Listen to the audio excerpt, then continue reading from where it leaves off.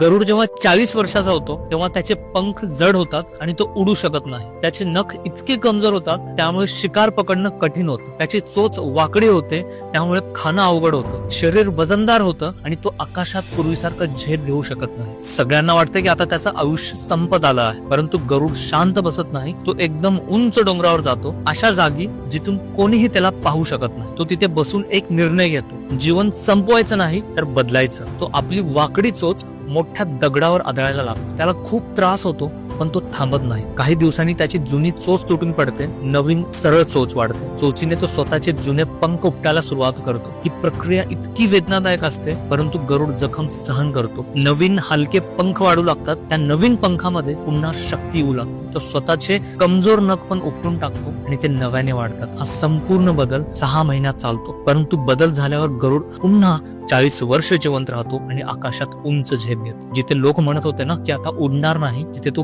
पुन्हा उडू लागतो. या कथेचा अर्थ खूप खोल आहे मित्रांनो. कधी कधी स्वतःला नव्याने घडवण्यासाठी जुनी सवय, जुनी कमजोरी, जुनी भीती तोडावी लागते. प्रगतीला वेदना लागत असतात, पण वेदना सहन करणारेच पुनर्जन्म घेतात. लोक म्हणतात परिस्थिती बदलत नाही, खरं तर बदलायला तयार नसलेला माणूसच अडकतो. एक गोष्ट नेहमी लक्षात ठेव, जर तुला गरुडासारखं उंच उडायचं असेल ना, तर कधी कधी खाली येऊन स्वतःला बदलावं लागतं. जुने विचार सोडावे लागतात, तेव्हाच नवीन शक्ती येते. जर तुला ही रील इन्स्पायर केली असेल तर मला फॉलो कर, कमेंटमध्ये तुझं मत सांग आणि तुझ्या 4 मित्रांना सुद्धा ही रील नक्की शेअर कर.